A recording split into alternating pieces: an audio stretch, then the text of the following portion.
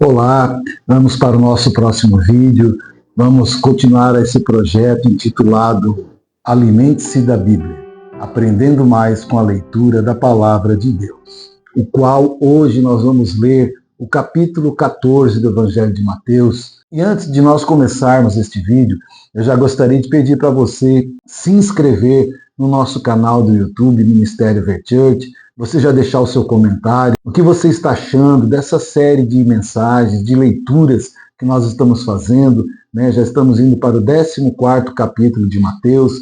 Então, se inscreva no canal, deixe seu like, ative o sininho, porque também você poderá acompanhar os nossos cultos ao vivo. Todos os cultos, quintas e domingos, são passados ao vivo, para que você possa estar acompanhando e ser abençoado em nome de Jesus. Já está aqui ao meu lado o QR Code para você baixar a folha, o caderno, onde você vai anotar tudo aquilo que Deus está nos revelando nesse projeto, à medida que nós vamos lendo. Também está o modelo da folha que você vai preencher, onde você vai colocar ali aquilo que eu falo e também aquilo que Deus revela ao teu coração, para que no final do capítulo 28 você possa encadernar e ter guardado em sua casa, né, tudo aquilo que você aprendeu do Evangelho de Mateus. Sempre lembrando que o nosso objetivo principal não é fazer um estudo aprofundado, mas sim ler a Bíblia e tirar ali alguns ensinamentos, algumas revelações que Deus ele tem dado em nosso coração. Esse capítulo 14 do Evangelho de Mateus, ele tem 3 assuntos, e são eles: João Batista é decapitado, primeira multiplicação dos pães e Jesus anda sobre as águas. 3 assuntos que nós vamos ler e vamos meditar. Então já pega a caneta, pega a sua folha do capítulo 14 e vamos anotar para que possamos guardar tudo aquilo que Deus vai falar agora. Então vamos ao primeiro assunto. João Batista é decapitado, está do versículo 1 até o versículo de número 12. Vamos lá. Por aquele tempo, Herodes, o tetrarca, ouviu os relatos a respeito de Jesus e disse aos que o serviam: Este é João Batista, ele ressuscitou dos mortos, por isso estão operando nele poderes milagrosos. Pois Herodes havia prendido e amarrado João, colocando-o na prisão por causa de Herodias, mulher de Felipe, seu irmão. Porquanto João lhe dizia: não te é permitido viver com ela. Herodes queria matá-lo, mas tinha medo do povo, porque este o considerava profeta.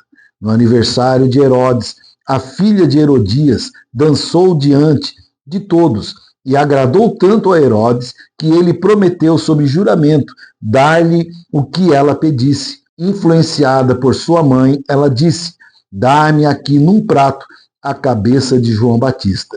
O rei ficou aflito, mas, por causa do juramento e dos convidados, ordenou que lhe fosse dado o que ela pedia, e mandou decapitar João na prisão. Sua cabeça foi levada num prato e entregue à jovem, que a levou à sua mãe. Os discípulos de João vieram, levaram seu corpo e o sepultaram. Depois foram contar isso a Jesus. Então, esse primeiro assunto do capítulo 14 vai falar aqui algo que é forte. As pessoas, queridos, elas não gostam de ouvir a verdade do Evangelho.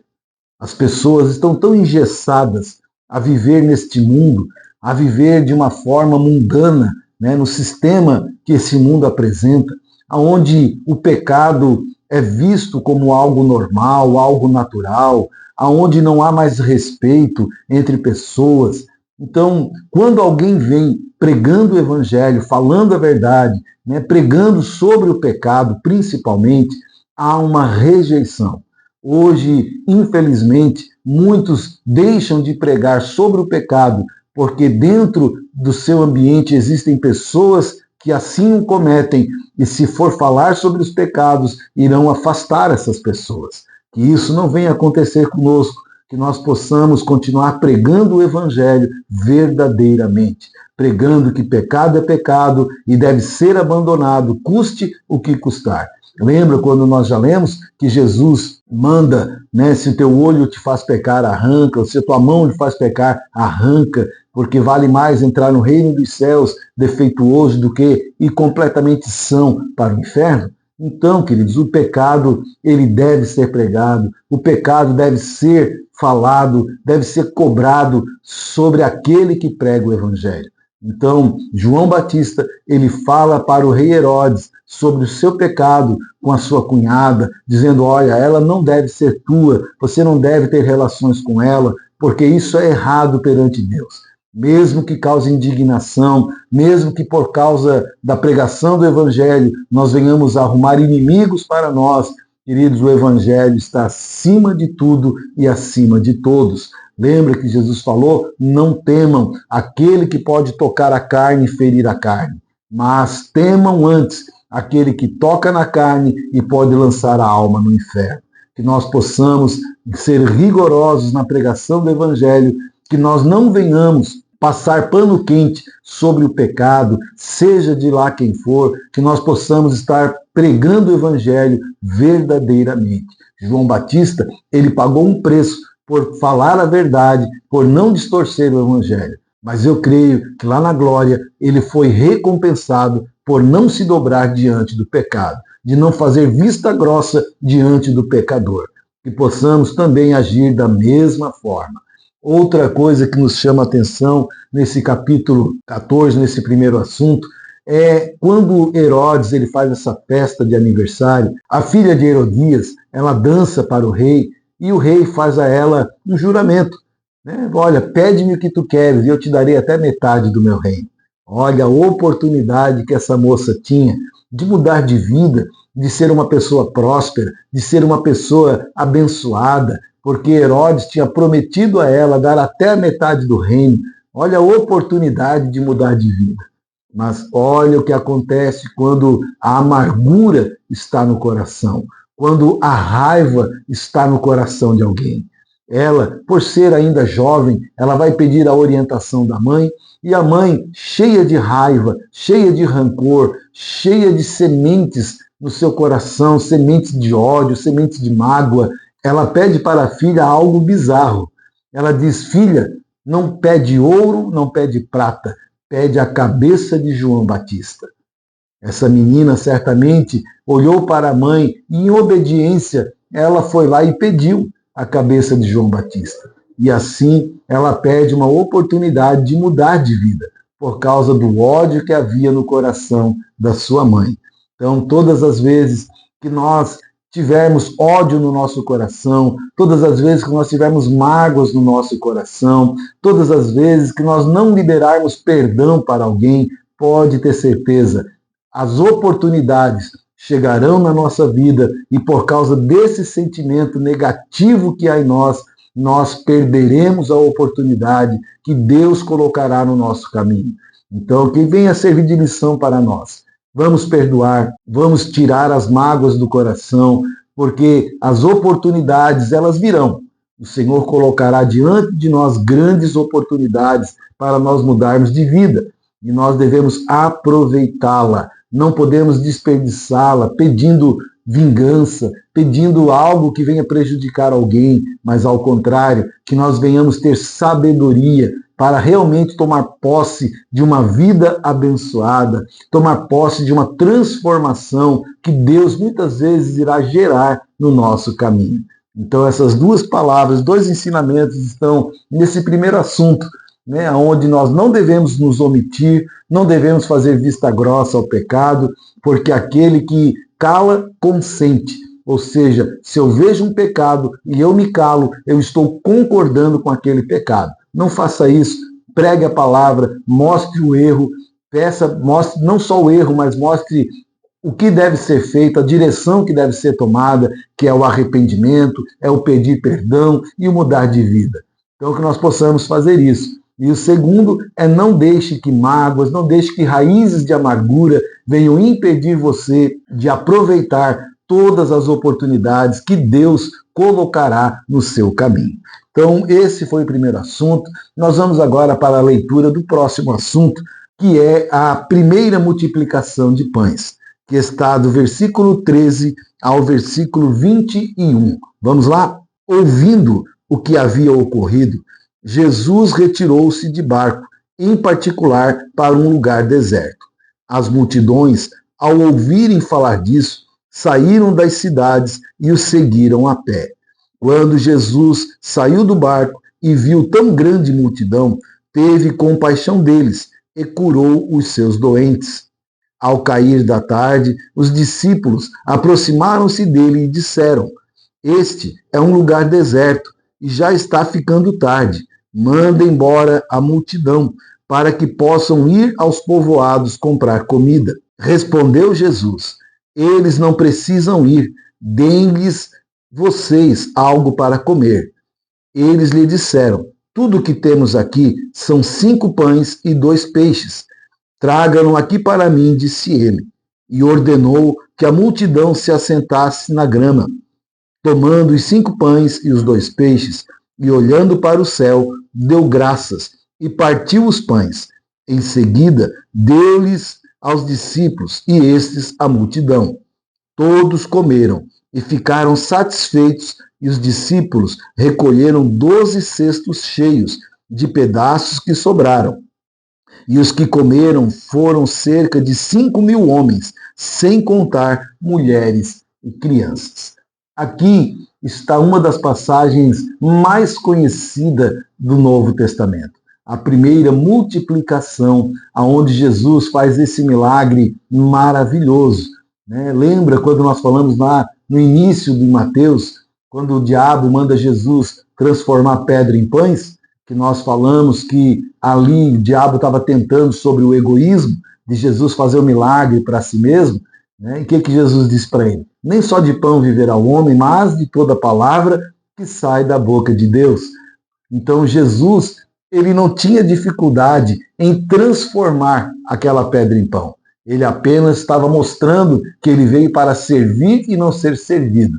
E aqui nessa passagem ele mostra como ele tinha esse poder de transformar, de multiplicar.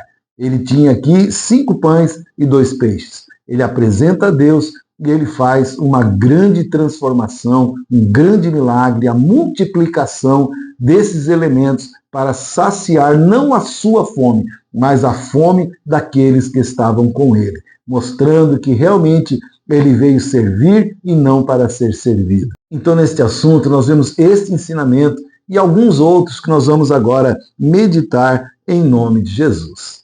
Aqui Jesus mostra sua onisciência, enquanto os discípulos, preocupados com o que haviam de comer aquele povo, não achando nenhuma perspectiva, não achando nenhuma saída, a não ser mandar embora para que eles fossem aos povoados comprarem, Jesus, já enxergando lá na frente, Jesus diz para eles: deem vocês para comer.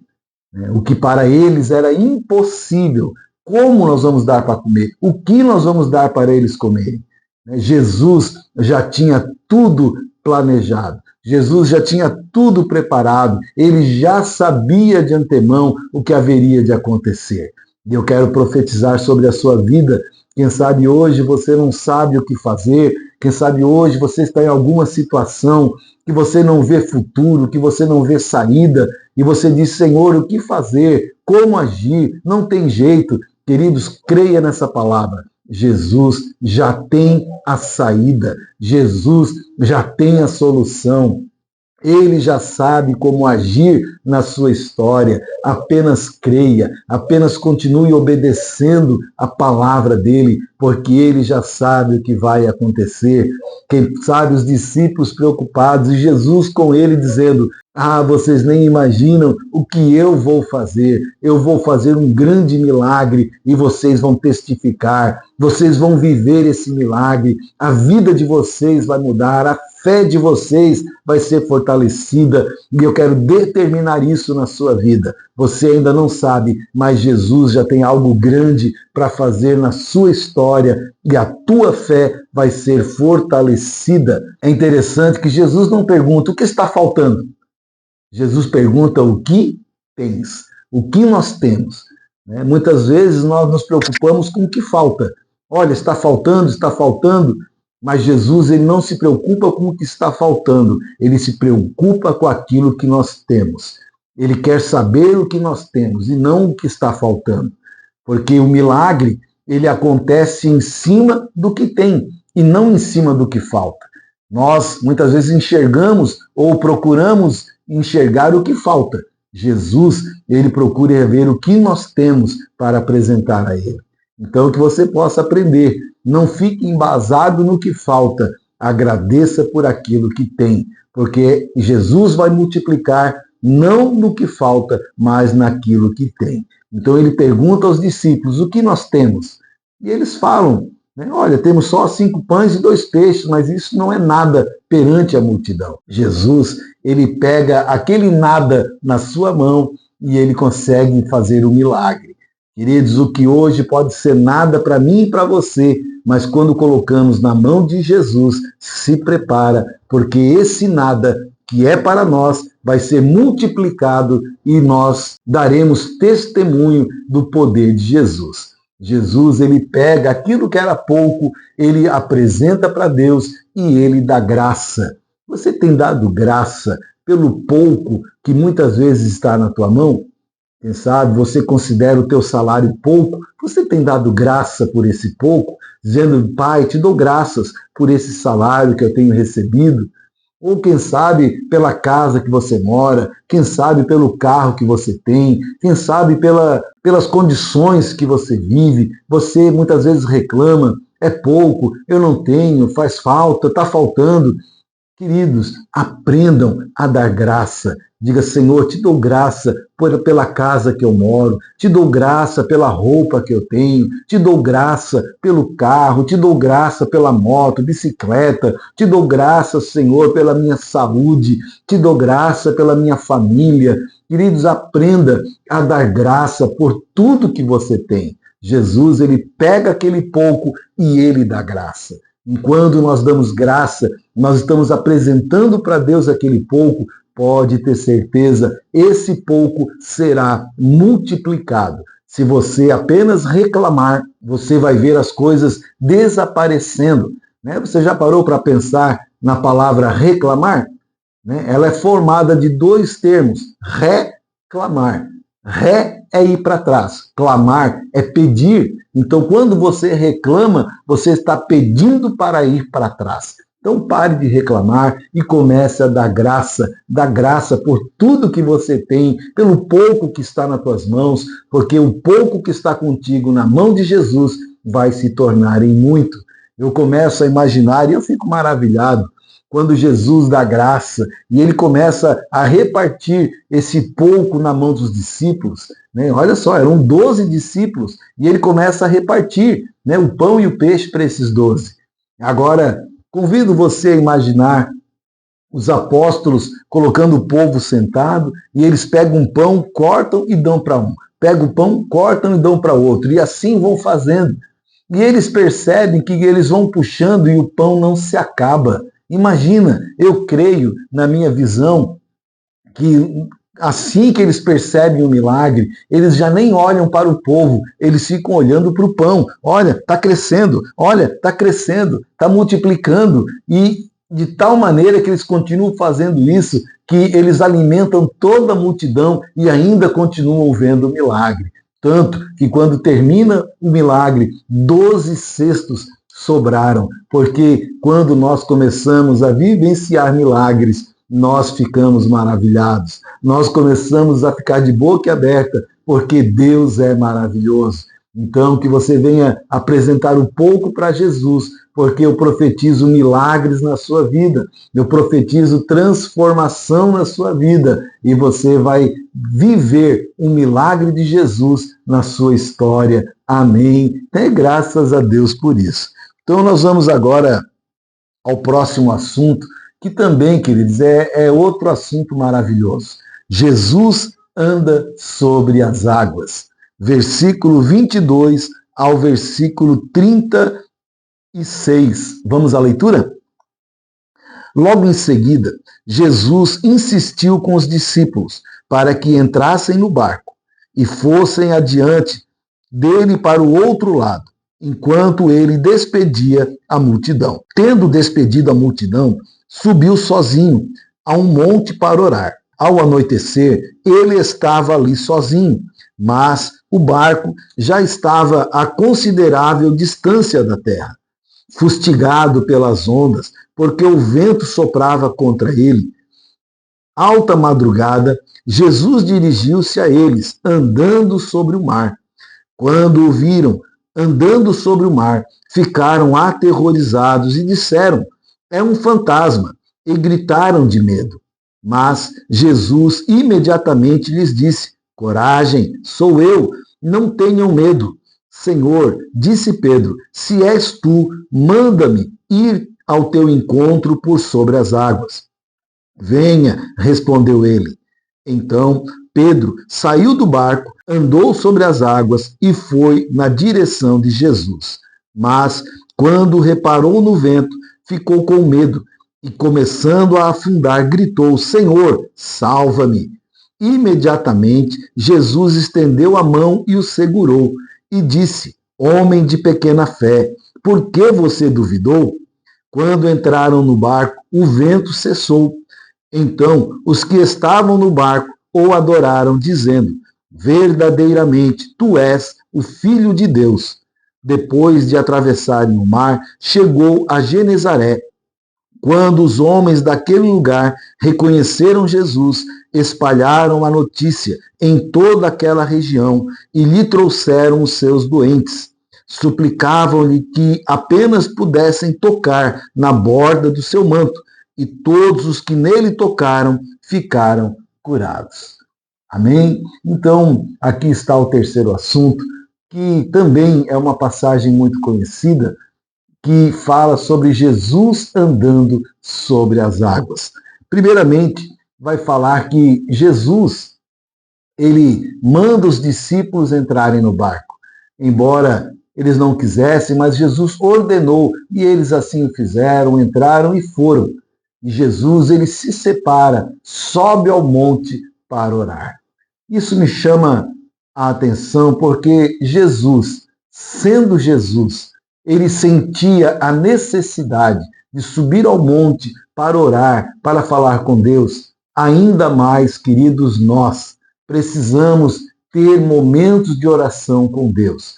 Precisamos, assim como Jesus precisava ir ao monte orar, nós precisamos também tirar esse tempo para buscarmos a orientação de Deus, para buscarmos a revelação de Deus, para buscarmos comunhão com esse Deus. Então, assim como Jesus, que nós possamos também fazermos esses momentos de oração a sós com o nosso Deus.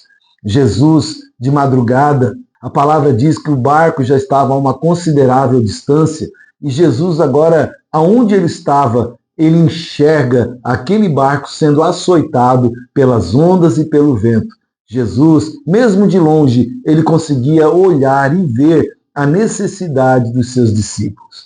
Isso é para nós hoje. Nós que muitas vezes achamos que não tem ninguém nos olhando, que muitas vezes Jesus esqueceu de nós, que nós estamos à deriva nesse mundo, perdidos, passando por dificuldades, ninguém está se preocupando conosco.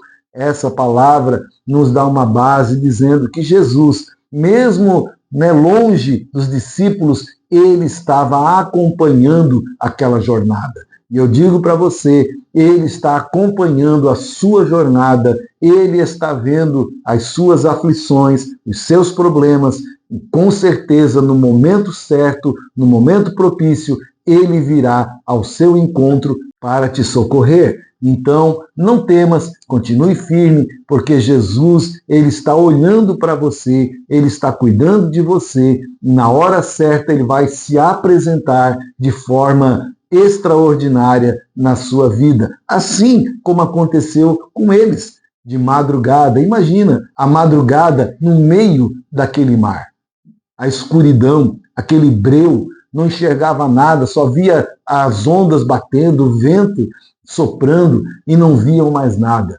De repente eles veem aquele vulto se aproximando e aqueles homens que eram corajosos gritam de medo, gritam apavorados, aterrorizados, diz a Bíblia, porque por mais forte que o homem seja, por mais corajoso, tem momentos que nós estremecemos, tem momentos diante das tribulações, das tempestades da vida, que nós ficamos à deriva, que nós ficamos muitas vezes, né, aterrorizados. E quando eles veem aquele vulto, o primeiro pensamento que vem a eles é um fantasma. E eles gritam aterrorizados. Ninguém correu, porque estavam no meio do mar. Se tivessem em terra seca, teriam todos corrido. Mas como estavam dentro do barco, ficaram ali porque não tinha para onde ir, mas aterrorizados. E de longe, Jesus diz, não tenham medo, sou eu, Jesus. Oh, queridos, receba essa palavra. Jesus dizendo para mim e para você hoje, não tenha medo, não se apavore. Você está passando por um momento difícil? Não se apavore. Eu estou aqui, sou eu, Jesus, não temas. Que você venha receber a visita de Jesus na sua vida, na tua casa, na tua família, aonde está sendo necessário a intervenção de um milagre, receba a presença de Jesus na sua vida. E agora nós vamos ver aqui um ato de fé, de ousadia. Pedro, quando ouve dizer que era Jesus, ele diz, se és tu, manda eu ir ter contigo sobre as águas. Olha que fé sobrenatural. Eu quero realizar as obras que você está realizando. Eu quero andar sobre as águas. Jesus poderia dizer, não, Pedro, fica no barco. Pedro, isso não é para qualquer um. Pedro, para fazer o que eu faço, tem que ser especial, tem que ter PhD, tem que ser mestrado, doutorado. Não, Pedro, não é para qualquer um. Ele poderia ter dito isso. Mas o que me alegra é que Jesus disse, queres vir? Tens fé para isso? Vem. Vem e faça a obra que eu estou fazendo.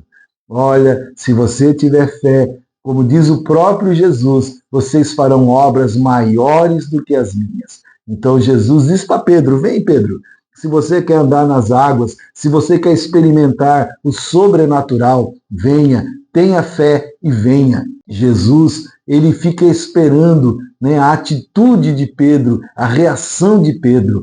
Pedro, ele se levanta, ele coloca um pé para fora, outro pé para fora e ele experimenta algo que nenhum outro homem na face da terra experimentou, andar sobre as águas. Ah, que nós possamos experimentar coisas que ninguém jamais experimentou, andar com Cristo, viver o sobrenatural com Cristo, que você venha ter essa vontade, esta fé de fazer coisas que ninguém fez até hoje, de viver coisas que ninguém viveu até hoje, de presenciar coisas que ninguém presenciou até hoje, mas para isso nós temos que ter a fé no sobrenatural, a fé em Cristo, a fé na palavra de Deus, porque aí nós vamos viver coisas que ninguém viveu até o dia de hoje. Quem sabe os mais incrédulos podem dizer, mas Pedro afundou. Sim, Pedro afundou, mas ele experimentou andar sobre as águas. Queridos, ninguém está a escape de falhar, ninguém está a escape de cair na sua fé, de a sua fé diminuir, mas que você venha ter essa experiência maravilhosa de caminhar na fé, em nome de Jesus. Pedro, ele afundou porque ele parou de olhar para Jesus. Ele deixou de olhar para Jesus. Eu creio que quando ele começa a andar nas águas, os olhos deles estavam fitos nos olhos de Jesus. Ele não enxergava mais nada, ele só enxergava Jesus na sua frente. E quando nós temos os nossos olhos voltados para Jesus, quando nós não estamos olhando para o que está ao nosso redor, nós vamos viver o sobrenatural.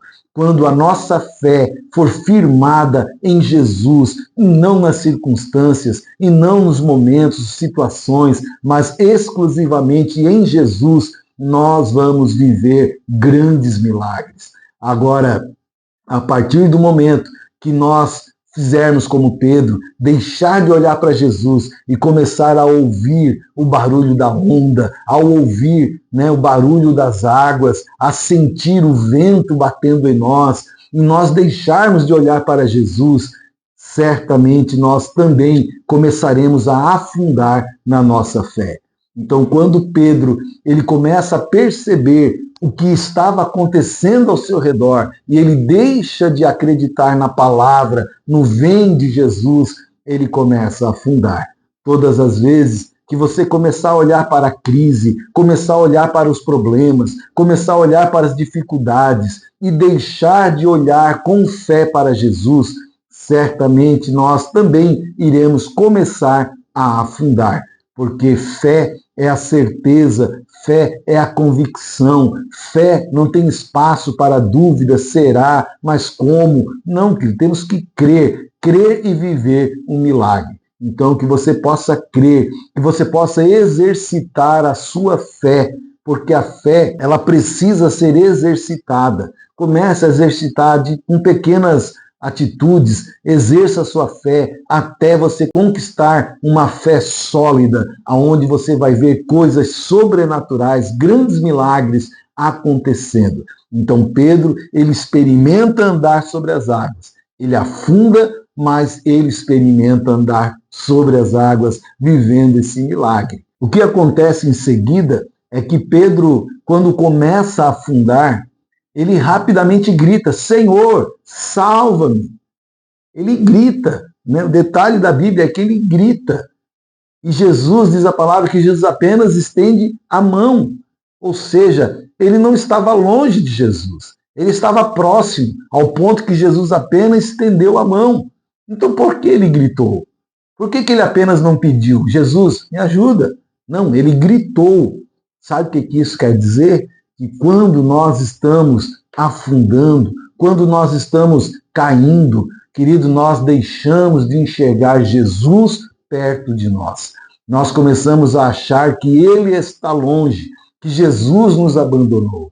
Quando Pedro começa a afundar, ele esquece que Jesus estava à sua frente, ele esquece do vem, pode vir, que Jesus falou para ele. Ele acha que ele vai morrer e está sozinho. Então ele grita pensando que Jesus está longe. Então, que você venha entender, ainda que você venha a afundar, Jesus não está longe. Apenas diga: Senhor, socorro, me ajuda. E ele vai estender a mão e ele vai levantar você da onde você estava. Então eu creio que ele desceu do barco, ele andou sobre as águas, ele afundou, Jesus o levantou e ele retornou para o barco, andando novamente sobre as águas. Isso mostra que podemos até tropeçar, podemos até diminuir um pouco a fé, mas se nós clamarmos, Jesus vai restabelecer a nossa fé e nós continuaremos a viver no sobrenatural. Pedro foi, deu uma afundada, Jesus o levantou e ele volta novamente andando sobre as águas. E quando Jesus levanta Pedro, Jesus diz para Pedro: homem de pequena fé, por que duvidastes? Estava indo tão bem, estava indo de uma forma tão grandiosa, você estava crendo, você estava vivendo o sobrenatural, você estava andando, por que duvidastes? Jesus pergunta para mim e para você: por que você duvida? Você não tem lido na palavra, você não tem visto os milagres. Lembra dos milagres que eu já fiz na sua vida? Quantos livramentos eu já dei a você? Por que duvidastes? Querido, não duvides, Jesus é maravilhoso. E eu começo a pensar, se ele chamou Pedro, que andou sobre as águas, homem de pequena fé, o que dizer daqueles que ficaram no barco? O que dizer daqueles que não tiveram nem fé para colocar o pé sobre as águas? Que nós possamos nos arriscar em Cristo, tendo fé, pisando nas águas, e Senhor, eu quero viver o sobrenatural. E Deus vai permitir que nós venhamos desfrutar e experimentar o sobrenatural na nossa vida. Nunca desvie os teus olhos de Jesus. Sempre mantenha os teus olhos fitos em Jesus. Isso me lembra uma história que eu ouvi de um certo homem que vendia cachorro-quente e ele tinha no seu coração sempre usar produtos de primeira. né? Produtos de primeira na salsicha, na cebola, no tomate, os molhos, sempre ele comprava o melhor, e assim a sua clientela aumentou, multiplicou, e ele conseguiu, com o dinheiro do seu trabalho, pagar os estudos do seu filho.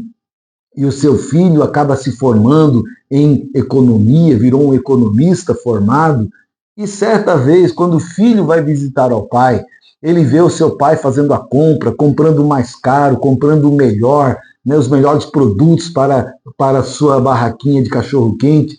E o filho começa a dizer para o pai: pai, eu estudei e eu sei que está vindo aí uma grande crise. Então, pai, é melhor o senhor começar a comprar as coisas mais baratas para o senhor economizar e não sofrer nessa crise. E o pai, acreditando no estudo do filho, o pai começa agora a deixar de comprar os melhores produtos e comprar aqueles de qualidade inferior, de preço mais barato. E à medida que ele vai fazendo isso, o produto final dele também perde a qualidade. E aos poucos, os clientes que eram fiéis começam a se retirar, começam a comprar em outro lugar, porque a qualidade diminuiu. E isso fez com que o movimento realmente caísse de uma forma muito grande. E o pai, no final de contas, pensava: é verdade, meu filho tinha razão, a crise está chegando. Então, olha só, assim muitas vezes acontece conosco. Nós damos ouvido ao vento, à chuva, à crise, a problemas, e nós começamos a absorver essas coisas e tiramos a visão daquilo que é o correto, de fazer com excelência, de servir a Deus com excelência, de estar realmente firmes com Cristo, porque se assim tivermos, querido, não haverá crise na nossa vida. Ao contrário, continuaremos vivendo a prosperidade de Deus, continuaremos vivendo os grandes milagres de Deus na nossa vida. 1000 cairão ao teu lado, 10.000 à tua direita, mas tu não serás atingido, porque você vai viver pela fé, você vai viver olhando nos olhos de Jesus e você vai enfrentar a tempestade andando sobre as águas para a glória do Senhor. Então, este foi o capítulo 14 do Evangelho de Mateus, 3 assuntos que nós aqui meditamos, e eu espero que você tenha recebido essa palavra no seu coração e que você venha colocar em prática todos esses ensinamentos que nós aqui recebemos do Espírito Santo. Então, se você ainda não tem essa folha para ir anotando, está aqui o QR Code, está aqui o modelo, que você possa estar fazendo isso em nome de Jesus. E no final, você vai encadernar e guardar para você. Outra coisa que eu quero pedir encarecidamente é que você se inscreva no nosso canal do YouTube, Ministério Verchurch, que você ative o sininho para estar recebendo as notificações, recebendo os nossos cultos em sua casa, cultos onde o nome do Senhor tem sido glorificado, exaltado, vidas têm sido transformadas, e eu quero levar até a tua casa o Evangelho, a palavra de Deus, para que haja transformação ainda maior na sua vida. Então, assim nós terminamos o Evangelho de Mateus, capítulo 14, e no próximo vídeo, então, daremos continuidade a essa leitura da palavra que tem sido edificante para todos nós. Que Deus te abençoe e até o próximo vídeo em nome de Jesus.